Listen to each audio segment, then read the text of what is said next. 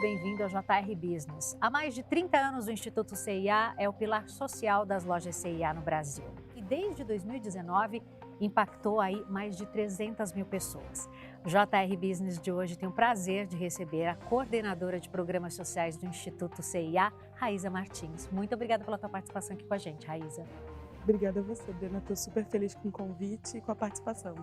JR Business, você já sabe, todas as terças-feiras, a partir das 7h30 da noite, tem um novo episódio que você pode acompanhar pelas plataformas digitais da Record TV. Raíza, vamos começar nossa conversa contando um pouco da história da CIA no Brasil e como surgiu a ideia de criar o Instituto CIA? Bom, vou fazer uma visão rápida e breve, né? Mas a C&A, ela vem para o Brasil, ela é uma empresa holandesa, de uma família holandesa, e ela vem para o Brasil com o propósito de democratizar o acesso à moda, né? Então, como é que eu transformava a lógica de comprar produtos sob medida, demorados, um preço mais caro, e eu torno isso acessível a ponto de você chegar numa loja e poder encontrar o seu número, o seu tamanho e num preço que você possa pagar. Então, já tem, desde o DNA da empresa, um olhar de democratização, de acesso e também um compromisso social. Nesse compromisso social surge o desejo de criar um instituto, um pilar social, uma frente que enderece esses desafios sociais que a empresa tem no seu entorno. Então, hoje o Instituto ele é responsável por comunicar, por ser o pilar social em torno de todas as comunidades que a gente está presente enquanto empresa, seja nas lojas, nos centros de distribuição e no escritório central da empresa. Agora, o Instituto é um pilar social, mas ele tem 4 pilares, né? Quais são? Isso, ele é um organismo à parte da C&A, mas ele é a frente social. A gente atua atualmente em 4 frentes, sendo elas ajudas humanitárias, empreendedorismo, empregabilidade e voluntariado. Ajudas humanitárias é a frente em que a gente reage de forma mais imediata a calamidades públicas, desastres ambientais, como, por exemplo, a enchente de Petrópolis que a gente teve. A gente destina recursos de forma rápida às pessoas e populações atendidas.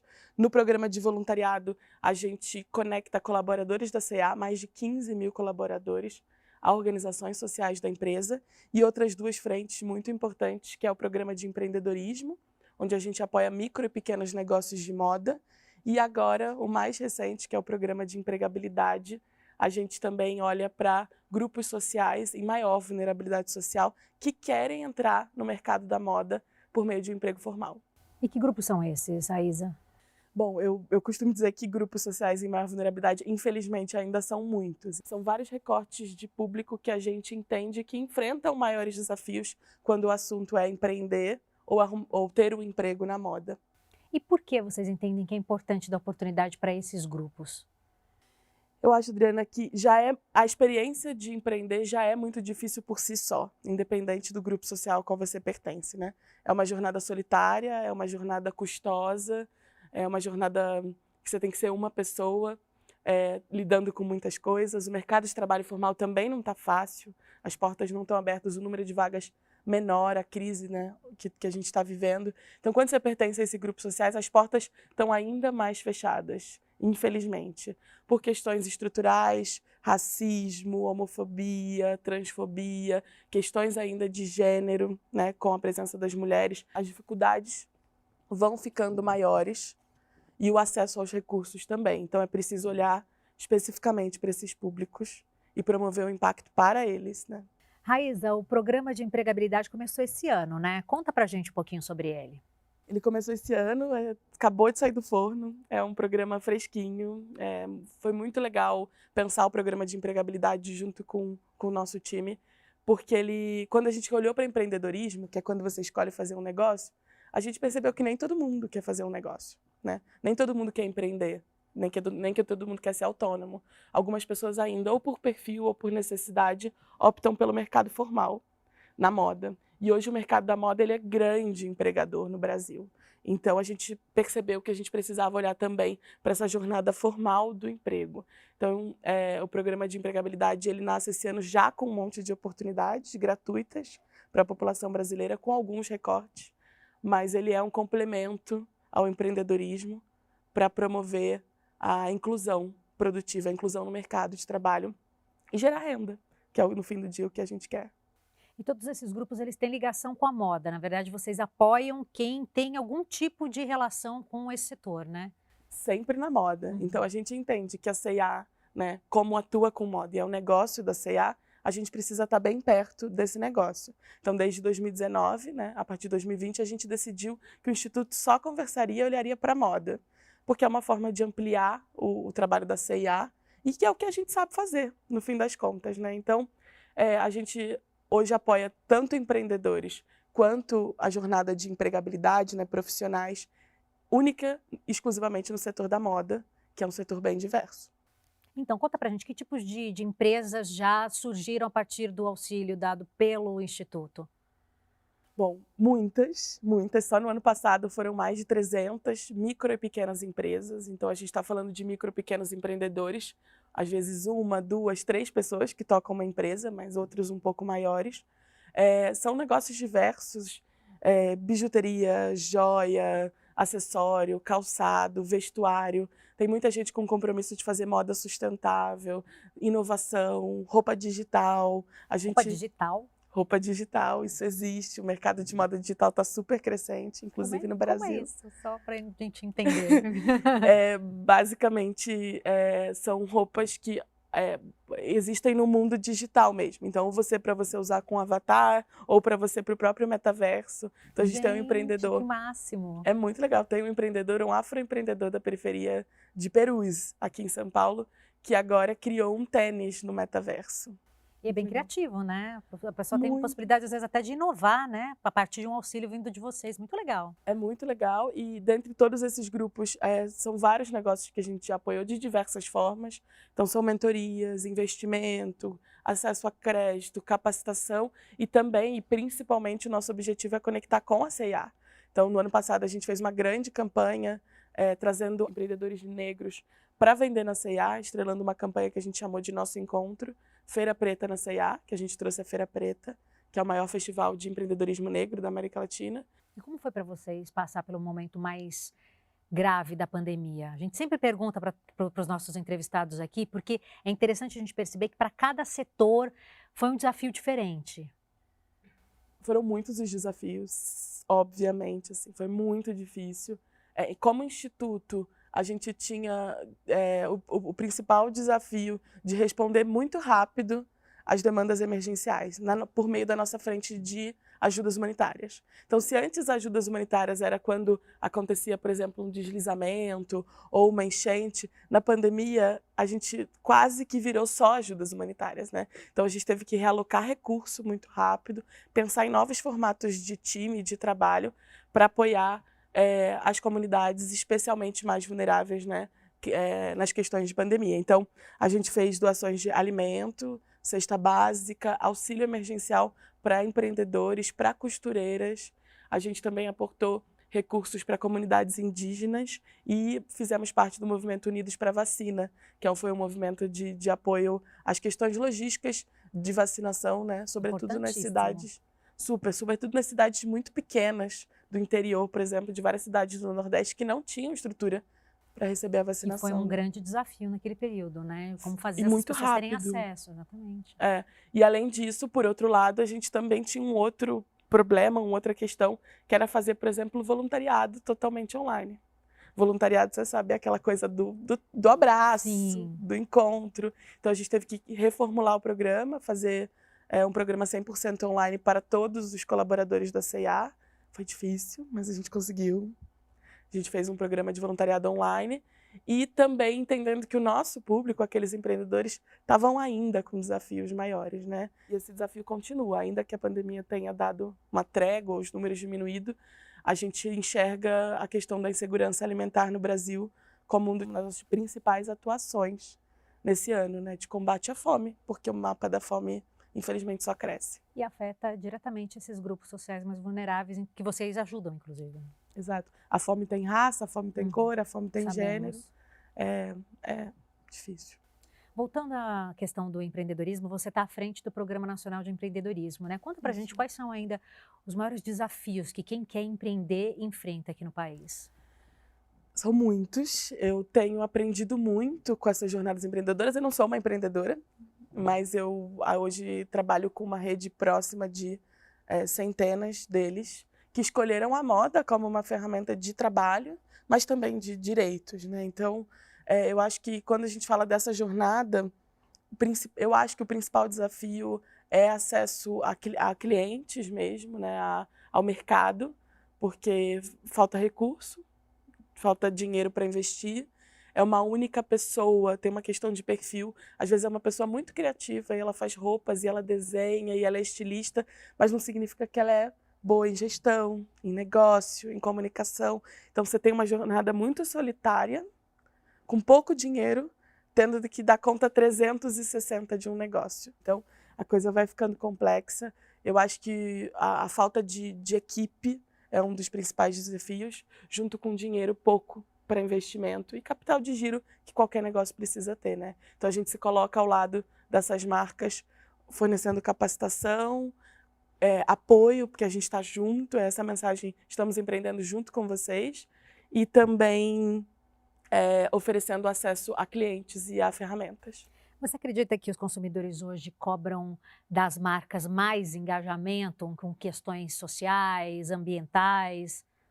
Eu acho uma boa pergunta, porque sim, existe esse movimento. A gente está, enquanto consumidoras, né, a gente está cada vez mais ciente do impacto social que a nossa escolha tem, que a nossa roupa tem. Obviamente, existe a questão de diversidade, não é só mais moda, né? Ela é uma necessidade. Na moda, a gente tem questões de trabalho análogo à escravidão, por exemplo, que são super sérias. Então, os consumidores estão cada dia mais cientes, sim. Por outro lado, existe uma questão comercial, né? Ninguém compra só porque ele é um produto, por exemplo, sustentável. Ele precisa ser um produto acessível, ele precisa ser um produto esteticamente agradável para quem compra. Então, eu acho que sim, mas não exclusivamente. Recentemente vocês lançaram a plataforma Minha Carreira na Moda. Conta pra gente a quem ela é destinada e como é que funciona. Bom, Minha Carreira na Moda é um projeto, é uma iniciativa que eu sou suspeita, é maravilhosa. Faz parte do programa de empregabilidade, é a primeira iniciativa do programa de empregabilidade que tem o objetivo de apoiar jovens, juventudes negras e indígenas do Brasil a ingressar no mercado formal da moda ou a prosperar ou a ter uma melhor trajetória profissional nesse mercado. Então a gente criou um programa chamado Minha Carreira na Moda com 3 categorias. A primeira delas, a gente está falando para pessoas que acabaram o ensino médio, que têm o desejo de estudar moda, sonham com isso, mas não sabem muito bem ainda como trilhar esse caminho. Então a gente vai oferecer mentorias com especialistas do setor e do mercado para essa juventude.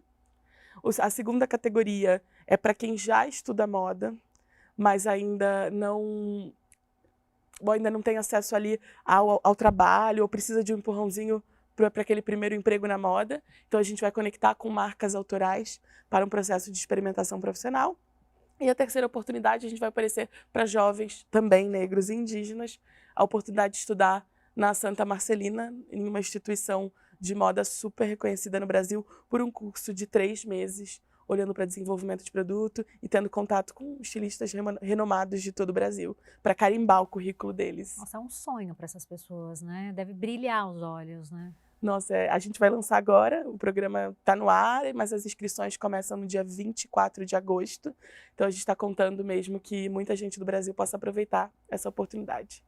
Raíza, os projetos são para todas as regiões do país? Vocês focam algumas? Diferenciam as regiões? Como é que funciona?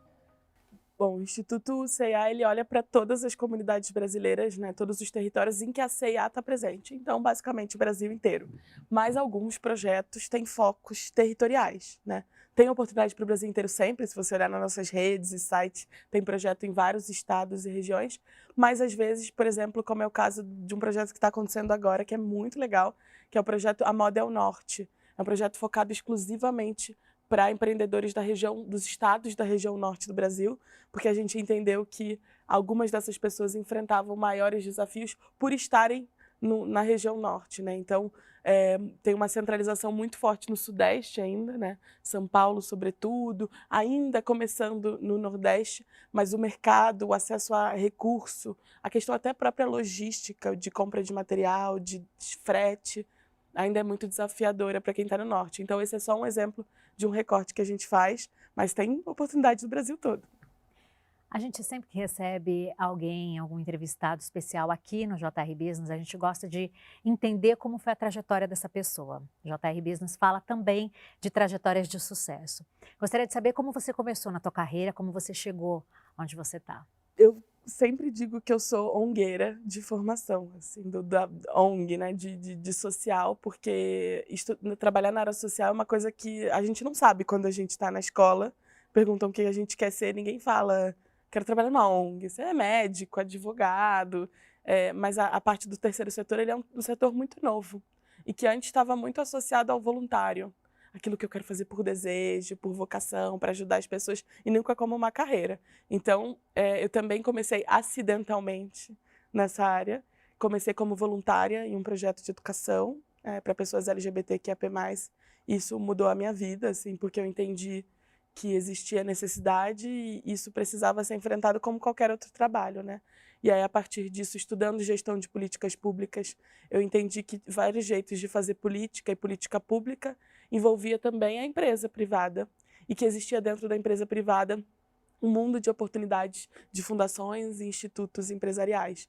Então, eu comecei a trabalhar com consultoria de projetos e atendi grandes empresas dentro dessa consultoria e uma delas, o Instituto CIA, que foi cliente nos últimos anos, mas também hoje é o lugar em que eu entrei, virei coordenadora e tem sido uma escola também de aprendizado. Assim. Eu acho que na carreira social dificilmente alguém tem uma trajetória linear, né? Mas eu venho de muito voluntariado, de muito trabalho em ONG, participei de muitos movimentos, trabalhei em projetos de educação e terminei em empresas que assumem esse compromisso social também, que é muito importante. E conta pra gente, como é perceber o impacto das tuas ideias, do teu trabalho na vida de pessoas que, se não fosse esse esforço, provavelmente não teriam oportunidade?